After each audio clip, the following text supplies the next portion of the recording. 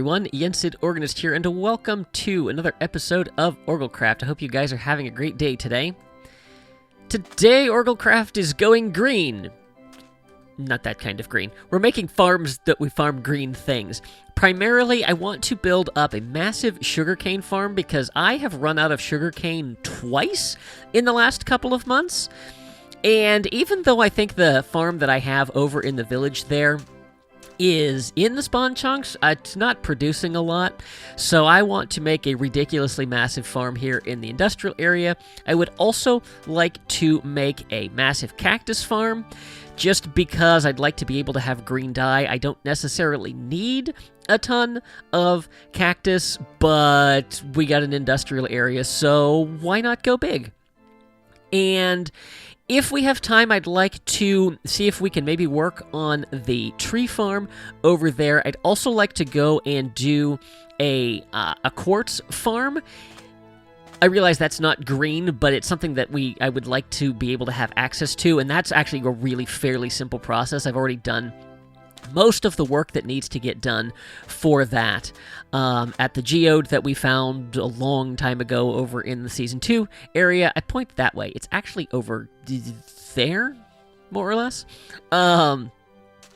And so we just need to set it up so that we can farm everything in there. It's going to be a manual farm. It's not going to be an automatic one because it's a little bit more efficient. Plus, you can get specific things from doing that.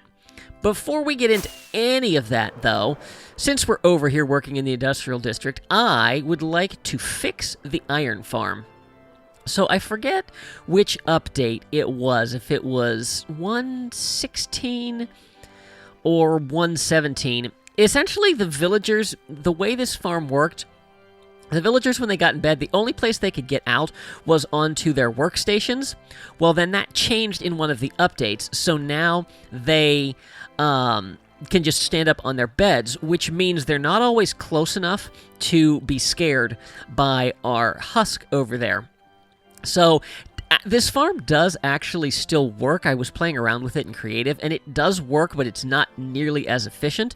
So I've come up with a little bit of a fix, and of course I missed.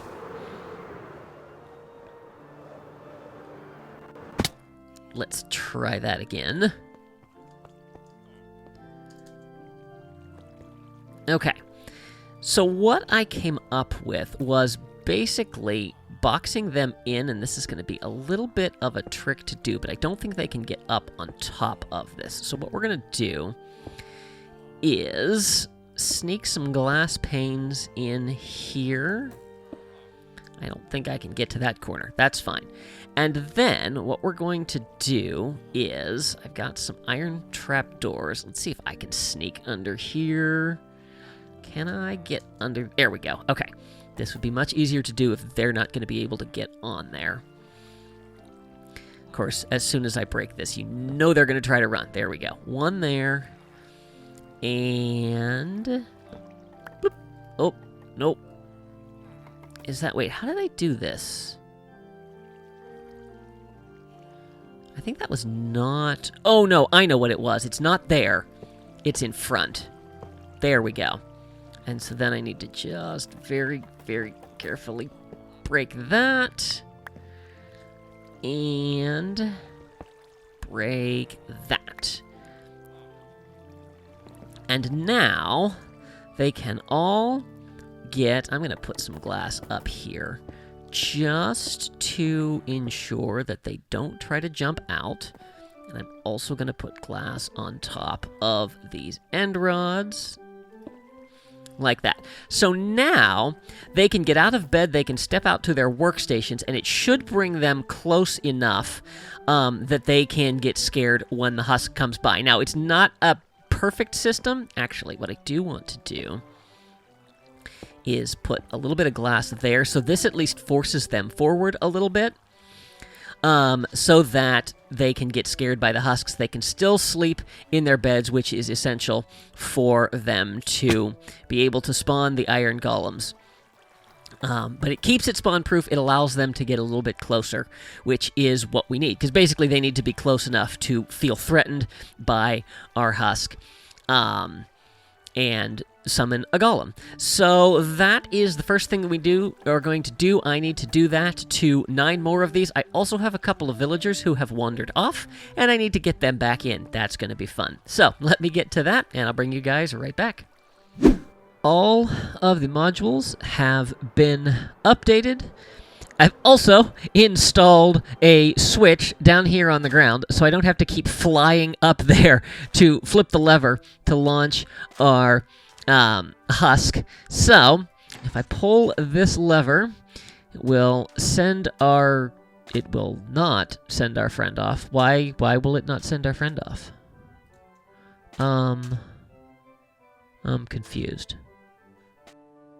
Oh, because I broke it. I broke it. Oh, okay. Let's see here. What have I done? I've made a mess. Right, because slime block. Okay. Do I have an extra one? I do not. Let's see here. Let's do that. And then I will need to replace that with something else. Let's see here. Plop that in there. And tell you what, let's just come down here. Oh, apparently, there's a beacon over here. That's why I kept getting all of that. Okay, 1, 2, 3, 4, 5. There we go. That should be enough. And we'll make a furnace real quick. And then that will not get stuck on the slime block. Uh-oh, I missed.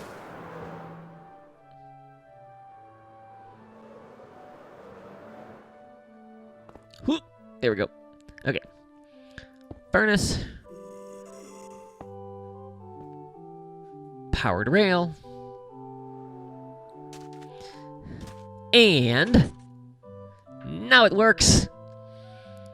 And so then as we watch, we should see golem spawn. Yep, I got 1 there, 2 there. Very good.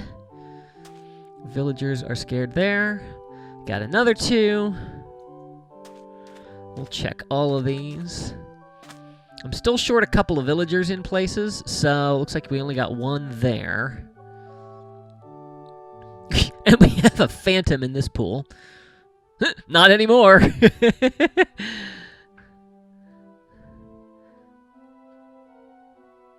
And it doesn't look like we got any off of this. I know I'm short a villager in this one, but this is still working much better than it was before.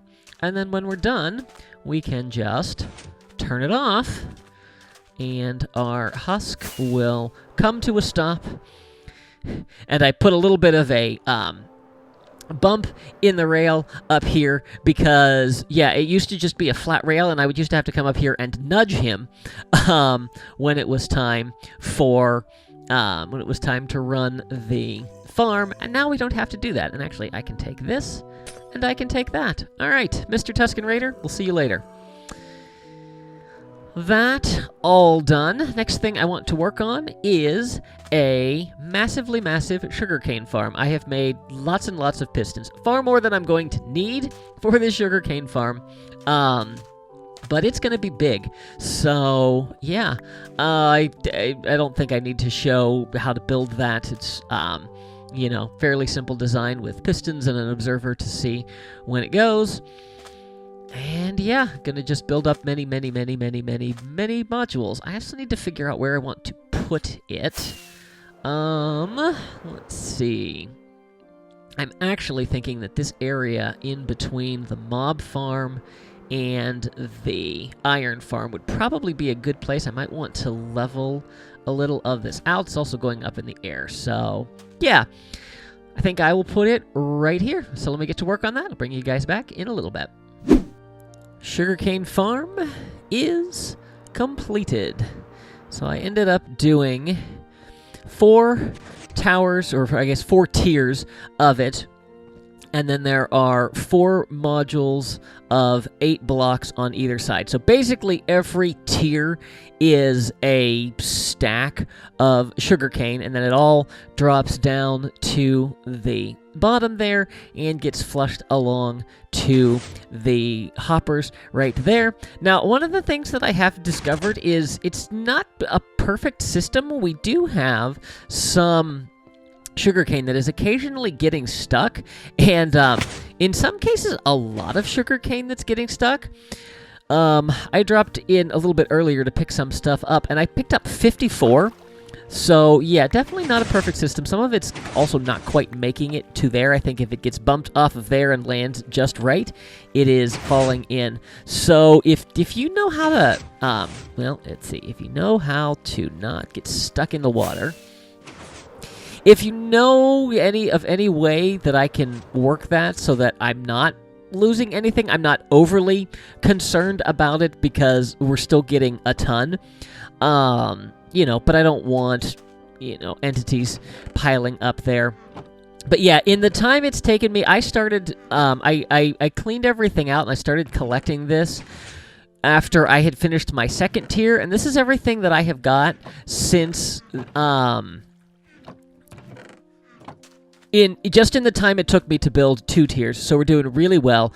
Oh, that's not gonna fly. No. Hang on here. Let's see. Let's just do that. We can pillar up with these. There we go. I think that's the only one I missed. Yeah, so it's doing quite well, and I'm happy with it. And it's also nice that it's right next to my mob farm, so that I can get a decent amount, or so that, like, if I'm AFKing here for gunpowder, I will also be running the sugarcane farm and can potentially be running the iron farm as well, which has been producing nicely. Yeah, building this farm out of iron blocks, not my smartest move. I pretty much completely wiped out my supply of iron, hence why this is still running. So, anyway, that is done. Next green farm is going to be a cactus farm. So probably going to put that right over in here. I'm basically thinking to do like a 16 by 16 grid so that I can have a stack of cactus on each level, and then I'll probably do anywhere between 4 and 8 levels depending on how lazy I feel.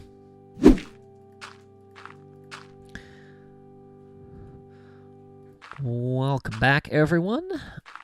Just in the process here of building up the final tower for the cactus farm. I did indeed decide to go big on this one. So I have, this is now the 16th tower that I have done here. Let's see here, there we go.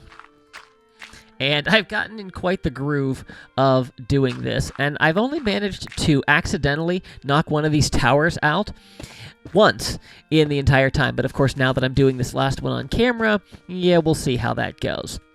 But it's actually, I started out building one pillar at a time, and then I realized there was a much more efficient way of doing it, especially once I remembered how I actually needed to build these things. I was not initially planning something that was overly efficient, and I fixed that as I went. So yeah, so these are all 8 tall, and then you get 4 cactus on every level, and then I have this in a 4x4 grid. So yeah, getting quite a lot of cactus out of it, to the point that I actually had to go and build the collection area after I finished the first half, because I just had too much cactus coming off of there. So yeah, but this is coming along nicely. It has been so long since I've done a project where I've just been doing lots and lots of repetitive work, and it's been kind of fun, honestly. And it's going to be really nice to have all of these farms once we get done.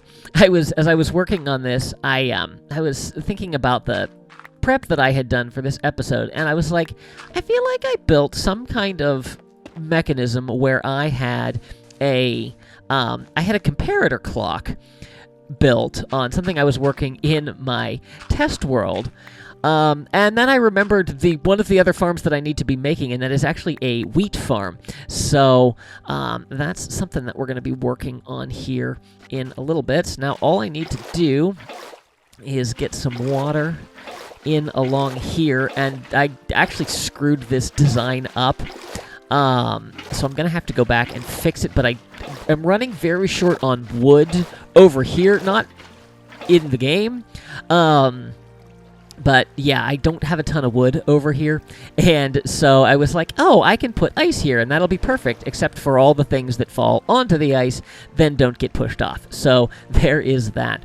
But if we hop out here, I don't think I have any glass on me. But if we hop out here and go for a little fly around, there is our industrial cactus farm. As I said, I decided to go big. This really didn't take that long to make. Once I got into the groove, it built up pretty fast. Now, I do need to build a case around it so that cactus doesn't go flying off. I don't think I have enough glass for that, so that may be something that I do between episodes. But there's our farm, and it has already produced, over 4 stacks, and most of that comes from half in the time that it took to build the second half here. So, yeah, our industrial area is getting quite full. I'm kind of curious how much sugarcane we have. Yeah, I would say the sugarcane farm is working pretty well, too. So, yeah. What next? So I think actually the next thing I want to work on is the wheat farm. I've had numerous times where I've been in great need of wheat. And so the nano farms just don't cut it for wheat. It's not a very fast procedure. So what I'd like to do is build up several modules where I can basically, like, when I harvest, I'll get an even number of stacks. It will make it much easier for making target blocks and then anything else that I might need wheat for.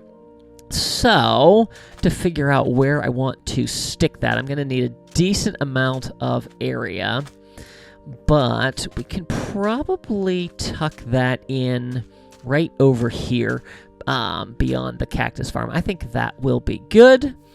I was checking out the TNT tree farm over here, and I have enough for 1 blast, and one of the thoughts that I had on why I was having issues was that the leaves were in the way and not allowing things to fall. So I think that if we have a little bit of time at the end of this episode, I think that I would like to give this a test.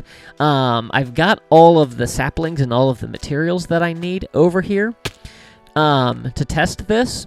So we might do that up and see what we get from it. So anyway, let me get to the wheat farm, and I will bring you guys back when that is finished.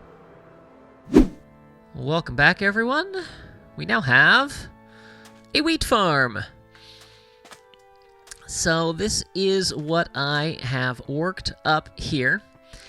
So we have 4 levels, and on every level we have an 8x8 growing area. I've spent a little bit of time AFK. So we're close, but we're not quite there. I'd love to run a full test of this before the end of this episode, but I want everything to be fully grown. So yeah, it's the same on every level. Just a very basic farm, but this way we'll at least get a stack of wheat from each level. So there's 4 levels and 8 total, so that'll be really nice. And of course we can use this for any crop we wanted to grow. I just need wheat the most at this point in this world, and so that is what we are working on. If we come around to the back, I will show you the redstone that we've got going on. I have gotten better at redstone. So what we have is, we have the button is on the other side of this, and what that will do is will trigger a dual edge monostable circuit.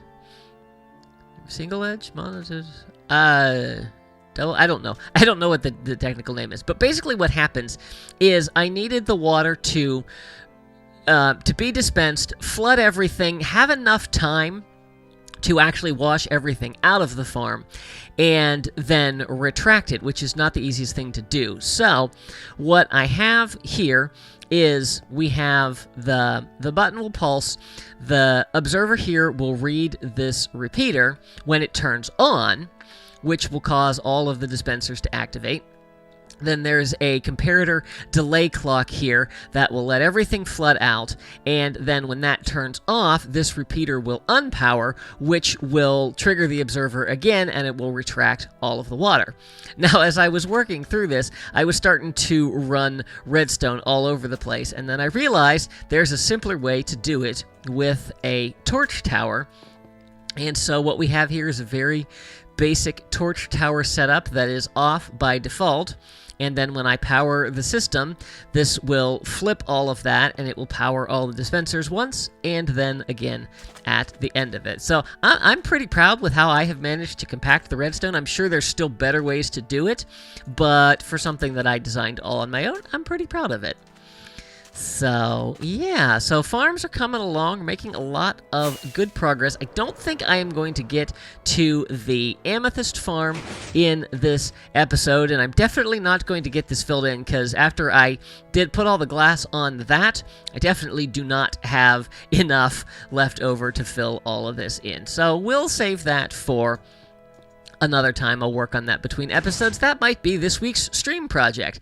So, yeah, there's one more farm, though, that I do want to get in, and that is a fully automatic moss farm.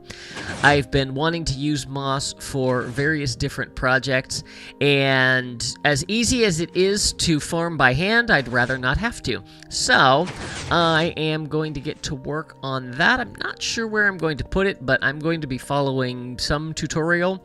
I don't know which one because I haven't looked it up yet. So I will let you know what that is and figure out where we can tuck that in. But our industrial district is really starting to look like an industrial district. I've called it this for quite some time when it was Mob Farm and Iron Farm, but now we are starting to get a lot more in here, and I am liking it. So, let me get to work, and I will bring you guys back when that is finished. Welcome back, everyone. We have a moss farm. And honestly, if I'd realized how easy it would be to make, I would have done it on camera. So this design is by Puffing Fish. I will put a link to the tutorial down in the description. Really easy to follow, really clear instructions, very quick and easy to make. Took me less than 20 minutes in survival up in the air. So very simple. All we got to do is come over here and flick this lever, and the farm will turn on. And then let's fly up and you can see how it's working. Let's come in for landing. So we have lava here that is generating stone. Stone gets pushed out, converted to moss, and then everything gets flushed off. This little piston here breaks anything that grows on top of the moss block so that we can continue to bone meal it.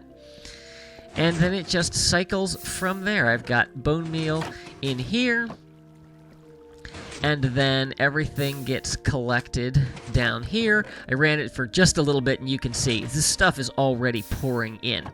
Now, it is my intention at some point to set up both a filtering system and a bone meal system so that we can basically infinitely refill this, but that's going to take a little bit more time than I have for this episode. But yeah, everything is looking good, and I am so happy with how this industrial district has come along today. So I did a little bit of AFK, and this is almost done. There are like a few holdouts that just are being way too stubborn and refusing to grow, but I want to give this thing a go before we end the episode off. So that's what we are going to do. We are going to hit this button. Everything is going to get flushed off. And then it all goes away, and if we open this door up, we should see that there is nothing left. Now, I am a little bit curious as to whether or not everything got flushed off the upper levels. Looks like it did, and looks like everything got sucked into the hoppers. That is wonderful. So, we come on down here, and we should see a little bit of wheat. I'm guessing it's all backed up behind the seeds. So we got that there, and we've got that coming in there. So once all the seeds are in, I will be able to go and replant everything, and we will have all of our farms. So let's do a little bit of a checkup here, because like I said, I did AFK to get that wheat growing. So let's see. We have about almost 2/3 of a double chest of cactus. Pretty good. And then over here, our sugarcane farm is beyond a double chest, or is at a double chest. And a little bit of the hopper. So I was probably only AFK for about an hour. So definitely we'll be getting better rates as we go. I turned the iron farm off because I kept leaving the area, and for whatever reason, the comparator clock breaks when you unload it. So I turned it off so that I didn't have to keep going and fixing it. So guys, I think that is going to do it for this episode. We are not getting to the TNT farm this time, but that is okay. We have quite the industrial district now. Lots of good things going and growing. So I'm pretty happy with how everything has turned out. So guys, if you enjoyed this episode, why am I wearing my helmet? Oh, because I needed an inventory slot. If you enjoyed this episode, please be sure to give it a like and share it with your friends. If you haven't already, I would encourage you to subscribe, and make sure you click that little notification bell to stay up to date on all my latest posts. Be sure to follow me on social media. Thanks for watching. See you real soon.